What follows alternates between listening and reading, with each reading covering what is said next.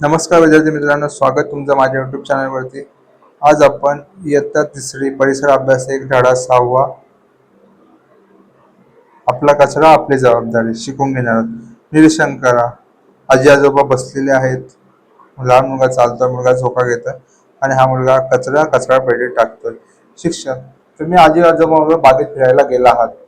यश, हो मी गेलो आहे। बागेत खूप मजा येते। मीना, मीही गेली आहे। खूपच छान। बागेत सगळीकडे स्वच्छता, सुंदर झाडे, फुले, फुलपाखरे। बागेत कुठेही कचरा दिसत नाही। जरी कचरा झाला तरी तो कचरा कुंडीत टाकतो। आपण कचरा योग्य ठिकाणी टाकला तर आपले घर, शाळा, परिसर स्वच्छ राहील। गुरुजी, म्हणजे आपण प्रत्येकाने कचरा कुंडीत टाकला की आपला परिसर सुंदर राहील। शिक्षक, होय अगदी बरोबर। आता त्याच्यामध्ये शिक्षक विचारतात आपल्या मुलांना प्रश्न की आजी आजोबा तुम्ही बागेत फिरायला गेला आहात का? तर यश म्हणाला, हो मी गेलो आहे, बागेत खूप मजा येते। मग मीना म्हणाली, हा मीही गेले आहे।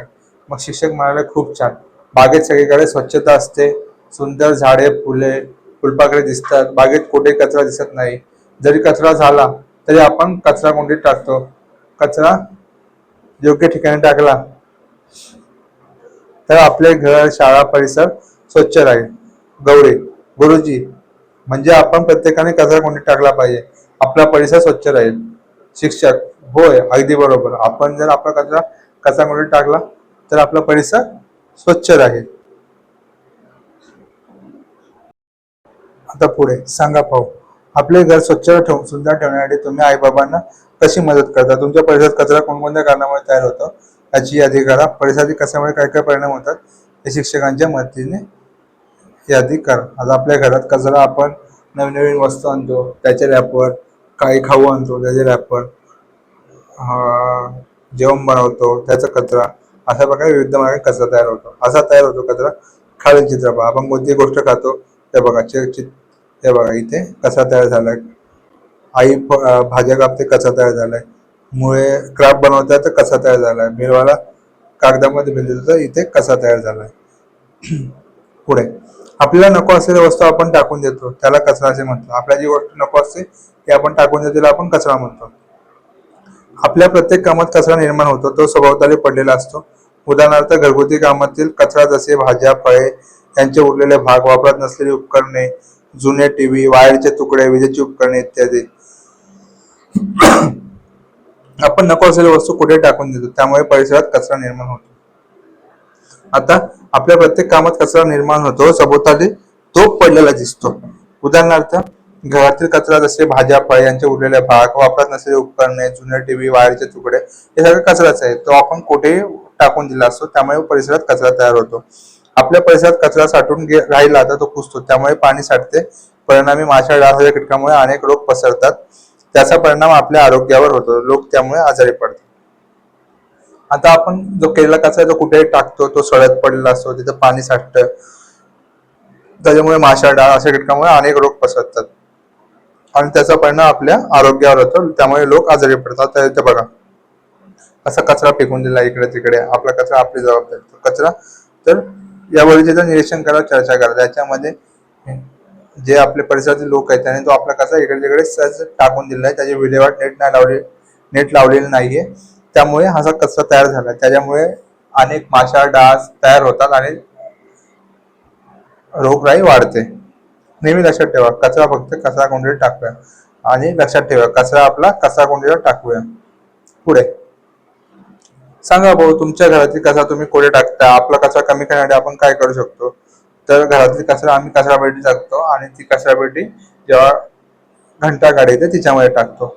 आपण कचरा कमी करण्यासाठी काय करू शकतो? तर आपण कचरा कमी करण्यासाठी वस्तूंचा कमीत कमी वापर करता येईल हे पाहू शकतो। आता पुढे, कोमल आईबरोबर दवाखान्यात गेली होती। बरे नसल्यामुळे तिला काही करायचे वाटत नव्हते। कोमल दवाखान्यात बसून आजूबाजूचे निरीक्षण करू लागले। एका काकाने सर्व दवाखाना झाडू स्वच्छ केला। सुका कचरा निळ्या कचऱ्यावाटीत सुपलीने टाकला। एक लांब झाडूने जाळीमध्ये काढून घेतली। कोमलला आठवले घरी धूळ शोषून घेणारी यंत्र वापरतात। त्यानंतर काकांनी बादलीत पाणी घेतले, नंतर थोडे पिण्यात टाकले, सर्व कापड घेऊन फरशी पुसून घेतली। सर्व दवाखाना स्वच्छ झाला। वरील उत्तर स्वच्छता करणे वापरलेल्या वस्तूंची यादी तयार करा। कोमल एक दिवस तिला बरं नव्हतं म्हणून आईबरोबर दवाखान्यात गेली होती। त्यामुळे तिला काही कळत नव्हतं वाटत. मग कोमल दवाखान्यात बसून तिथे काय होतं हे पाहत होते. म्हणजे ते एक काका आले, त्याने सर्व दवाखाना झाडूने स्वच्छ केला, सुका कचरा निळ्या कचऱ्यामध्ये टाकला, एक लांब झाडूने जाळी जळमुळे काढून घेतले. मग कोमल आठवले घरी धूळ शोषून घेणारी यंत्र वापरतात. मग नंतर काकांनी एका बादलीत पाणी घेतले व त्यात थोडे फिनेल टाकले. मग एक कापड घेऊन फरशी स्वच्छ केले, सर्व दवाखाना स्वच्छ केला. मग वरील स्वच्छता करण्यासाठी काय काय वापरलं होतं? झाडू, पाणी, फिनेल, कापड या गोष्टी वापरल्या होत्या. आता पुढे हे लक्षात ठेवा, प्लास्टिक वस्तू ऐवजी आपण कापडी व धातूच्या वस्तूंचा वापर करूया. प्लास्टिकचा वापर कमी केला पाहिजे, त्याऐवजी कापडी व धातूच्या वस्तूंचा आपण वापर करूया. प्लास्टिक पिशवी न वापरता कापडी किंवा कागदी पिशवी वापरूया आणि प्लास्टिकची पिशवी न वापरता आपण कागदी किंवा कापडी पिशवी वापरूया. आपली जुनी खेळणी, कपडे यांना गरज आहे त्यांना देऊया आणि आपली जी जुनी खेळणी आहेत, कपडे, पुस्तके यांची ज्या मुलांना गरज आहे आपण ती त्यांना देऊया. पुढे जितक्या जास्त वस्तू आपण विकत घेतो तितक्या जास्त वस्तू आपण फेकून देतो, तितकाच कचरा निर्माण होतो. ज्याची आपल्याला गरज आहे तेच विकत घेऊया आणि आपला कचरा कमी करण्याचा प्रयत्न करूया. मग आपण जितक्या जास्त वस्तू घेतो तितका जास्त आपण कचरा तयार करतो. त्यामुळे काय होतं की आपल्याला जेवढी गरज आहे तेवढीच वस्तू आपण विकत घेऊया आणि कचरा कमी करण्याचा शक्य तेवढा प्रयत्न करूया. आता पुढे हे तुम्ही करता का? जुन्या वहीतून राहिलेली गोडी पाने एकत्र करून नवी वही बनवता येईल. हो, हे मी करतो. भेटवस्तू देताना पुस्तकांना कवर घालताना कापडाचा वर्तमानाचा वापर करता येईल. हो, हे केलंच पाहिजे. आपण घरातील उपयुक्त परंतु नको असलेल्या वस्तू भेट म्हणून देता येतील. उदाहरणार्थ काही शहरांमध्ये, गावामध्ये माणुसकीची भिंत तयार काय केल्या अशा केंद्रातून वस्तू गरजू लोकांना दिल्या जातात. हा, तर असे खूप उपक्रम महानगरपालिका, ग्रामपंचायत यांनी चालवले आहेत. ज्या गोष्टींची आपल्याला गरज नाही त्या आपण तिथे ठेवू शकतो आणि ज्या लोकांना ती गरज आहे ते तिथून जाऊन घेऊ शकतात. जुन्या वर्तमानपत्र, कॅलेंडर, बाटल्या इत्यादींचा वापर खेळणी किंवा शोभेच्या वस्तू बनवता येतात. त्यासाठी मोठ्या व्यक्तींची मदत घ्यावी.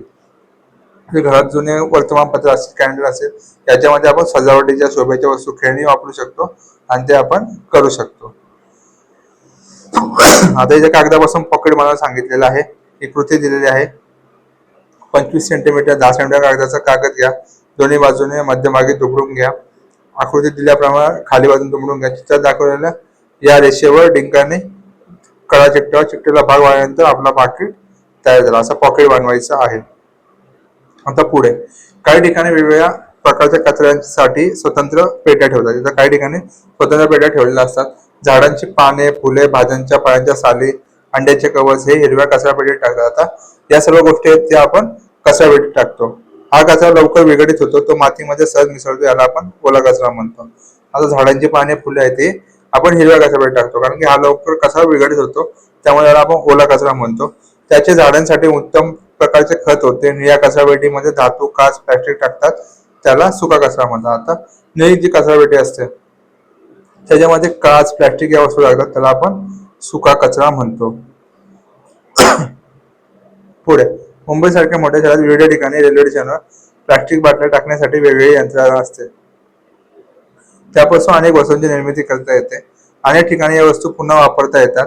नको असलेल्या प्लास्टिक वापरून रस्ता तयार होतो. असा प्रयत्न महाराष्ट्रात पुणे, रायगड येथे केले आहेत. असे केल्याने आजूबाजूचा परिसर स्वच्छ ठेवता येतो. आता मग मुंबई सारख्या मोठ्या शहरात गेलो तर तिथे प्लास्टिकचा कचरा रेल्वे स्टेशनवर वेगळा करण्याची एक यंत्रणा आहे. त्याच्यामध्ये आपण जर कचरा टाकला प्लास्टिकचा तर त्यातून नवीन वस्तू तयार होतात आणि अशा वस्तू आपण पुन्हा वापरात घेऊ शकतो आणि प्लास्टिकचा वापर करून आपण रस्ता तयार करू शकतो. आणि असा प्रयत्न महाराष्ट्रात पुणे, रायगड या जिल्ह्यामध्ये झालेला आहे. असे केल्याने आजूबाजूचा परिसर स्वच्छ होतो. पुढे शहरी भागात ओला कचरा, सुका कचरा आणि वेगळ्या रंगा उपलब्ध करून दिले असतात. तर ग्रामीण भागात सर्व कचरा शेतातील मातीच्या एका विशिष्ट भागात खड्डा करून टाकला जातो. याच कचऱ्यापासून खत तयार होते. आता शहरात जागेचा अभाव असल्यामुळे ओला कचरा, सुका कचरा आपण वेगळा करतो. त्यासाठी रंगाच्या वेगळ्या पेट्या दिलेल्या आहेत.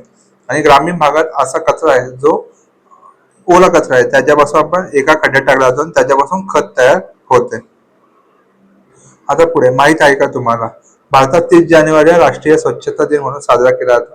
संत गाडगे महाराजांनी सतत स्वच्छतेचे लोकांना महत्व पटवून दिले. महाराष्ट्राने शासनाने त्यांच्या नावाने स्वच्छता अभियान सुरू केले आणि हे संत गाडगे बाबा आहेत. आणि 2 ऑक्टोबर 2014 पासून देश पातळीवर स्वच्छ भारत अभियान सुरू झालेले आहे. खाली दिल्याच्या वेळी माझी शाळा माझी शाळा स्वच्छ शाळा यासारखी घोषवाक्य तयार करून लिहा. तर याच्यामध्ये तुम्हाला घोषवाक्य द्यायचे.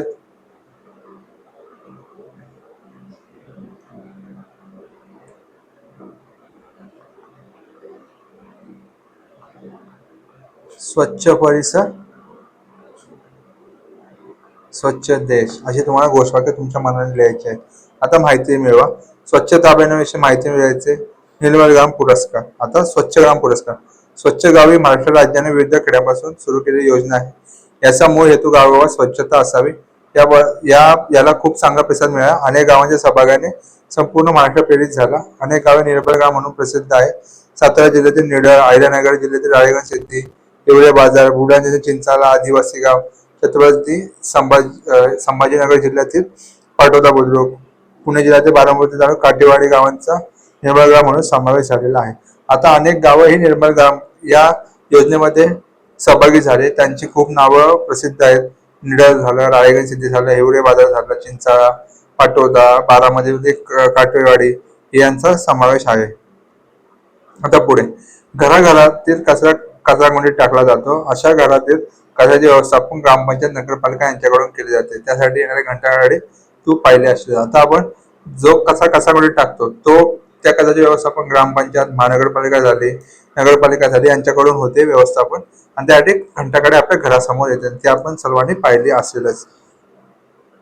आता पुढे माहित आहे का तुम्हाला, अलीकडच्या काळात प्रत्येक घरात भ्रमणध्वनी, संगणक, सीडी या वस्तूंचा वापर प्रचंड वाढला आहे. आणि त्या जर नादुरुस्त झाल्या आपण त्या फेकून देतो. त्यामुळे या कचऱ्याच्या मोठ्या समस्या झाल्या. आणि या कचऱ्याला आपण ई कचरा म्हणतो. काय म्हणतो? ई कचरा. तर रुग्णालय, प्रयोगशाळा, मानवी प्राणी उपचार क्रियेतून तर कचऱ्याला जैविक कचरा म्हणतो. या कचऱ्याची समस्या फार मोठी आहे. आता रुग्णालय, प्रयोगशाळा, मानवी याच्यामध्ये जीवजंतू जास्त असतात. त्याचा धोका जास्त असतो. या क्रियेतून जो कचरा होतो त्याला आपण जैविक कचरा म्हणतो. या कचऱ्याची समस्या खूप मोठी आहे. आता पुढे चर्चा करा. आपला परिसर स्वच्छ ठेवण्यासाठी करत असलेल्या 2 उपक्रमाबद्दल शिक्षक पालकांच्या मदतीने चर्चा करा, माहिती द्या. आपल्या आजूबाजूच्या भागाच्या निर्मल ग्राम योजनेतील गावे शोधा आणि एखाद्या गावाला शिक्षकांसोबत भेट द्या. हे करायचं आपल्याला. तर आपण काय शिकलो पाहिजे? आपले घर, शाळा, परिसर नेहमी स्वच्छ ठेवावा. आपल्या परिसरात कचरा झाल्यास तो कचराकुंडीत टाकावा. कचऱ्याच्या निवडक वस्तूंपासून आपणास त्याचा पुनर्वापर करून नवीन वस्तू बनवता येतात.